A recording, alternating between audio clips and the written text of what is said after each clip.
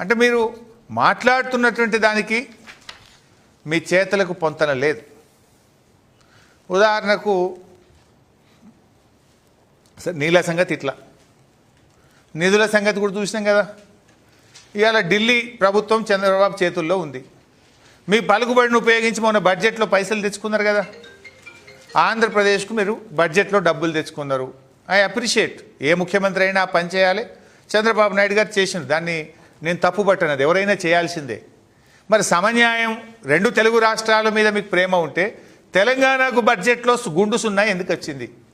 రేవంత్ రెడ్డికి చేతగాకపోయి ఇక్కడ గెలిచిన 8 ఎంపీలు అడగకపోయి, మా 2 కేంద్ర మంత్రులు తెలంగాణలో ఉంటే వీళ్ళ గొంతు మూగబాయ్. మరి సమన్యాయం అన్న బాబు గారు కూడా ఎందుకు మాట్లాడలేదని నేను అడుగుతున్నా. ఆంధ్రప్రదేశ్కు అమరావతికి నిధులు తెచ్చుకున్నారు కదా. సమన్యాయమే నిజమైతే, 2 కళ్ళే నిజమైతే అమరావతితో పాటు హైదరాబాద్ కూడా నిధులు కేంద్ర బడ్జెట్లో రావాలి కదా. రాలేదంటే మీది 2 కళ్ళు కాదు, ఒకటే కన్ను ఆంధ్రప్రదేశ్ దిక్కే చూస్తుండ్రు. మీ 2 కళ్ళు ఆంధ్రప్రదేశ్ దిక్కే చూస్తున్నాయి. మరి ఇంకో మాట అడుగుతున్నా, మీరు వైజాగ్ ఉక్కు ఫ్యాక్టరీని ప్రైవేటీకరణ చేయకుండా ఆపారు. ఇన్ఫ్యాక్ట్ బీఆర్ఎస్ పార్టీ కేసీఆర్ గారు కూడా విశాఖ ఉక్కును ప్రైవేట్ పరం చేయొద్దు అని, మా రాష్ట్రంలో లేకపోయినా విశాఖ ఉక్కుకు ఆందోళనకు మేము మద్దతు తెలిపాం. దాన్ని ప్రైవేటీకరణ చేయొద్దని మేము కూడా మాట్లాడాం, ఆ కార్మికులకు మద్దతు పలికాం. సరే, మొన్న మీరు ఢిల్లీలో బీజేపీతో ఉన్న పలుకుబడిని ఉపయోగించుకొని విశాఖ ఉక్కును ప్రైవేట్ పరం చేయకుండా కేంద్రం నుంచి ప్రత్యేక ప్యాకేజీ తెచ్చుకున్నారు. సంతోషం, వి అప్రిషియేట్. అది ఏ ముఖ్యమంత్రి అయినా చేయాలి. మరి నీ 2 కళ్ళ సిద్ధాంతం కరెక్ట్ అయితే, సమన్యాయం కరెక్ట్ అయితే, మా ఆదిలాబాద్ సిమెంట్ ఫ్యాక్టరీని తుక్కు కింద అమ్ముతున్నారు కదా, మరి ఇది ఆపాలి కదా.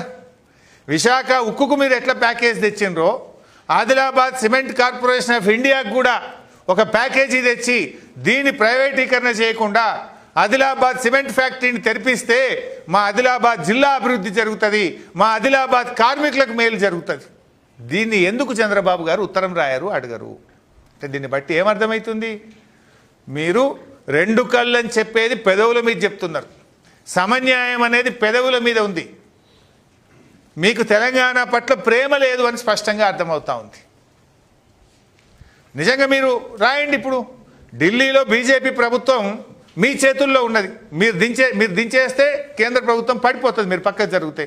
Cement factory Adilabad cement factory ప్రైవేటీకరణ చేయొద్దు, విశాఖపట్నంకి ఇచ్చినట్టు దానికి కూడా ప్యాకేజీ ఇవ్వాలని అడగండి, డిమాండ్ చేయండి.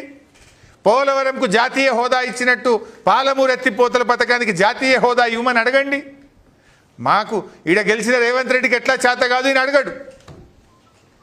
ఇక్కడ ఉన్న 8 ఎంపీలు 8+8 = 0. 8 బీజేపీ ఎంపీలు 8 కాంగ్రెస్ ఎంపీలు గెలిచింది. కానీ సిమెంట్ ఫ్యాక్టరీని తుక్కు కింద అమ్మిన బీజేపీ ఎంపీలు అడగరు, కాంగ్రెస్ ఎంపీలు పార్లమెంట్లో ప్రశ్నించరు. మరి సమన్యాయం అన్న మీరెందుకు మాట్లాడరు? అంటే ఇలా రాష్ట్ర ప్రజలకు మేము ఏం చెప్పే ప్రయత్నం చేస్తున్నామంటే, మీ సమన్యాయం, మీ 2 కళ్ళ సిద్ధాంతం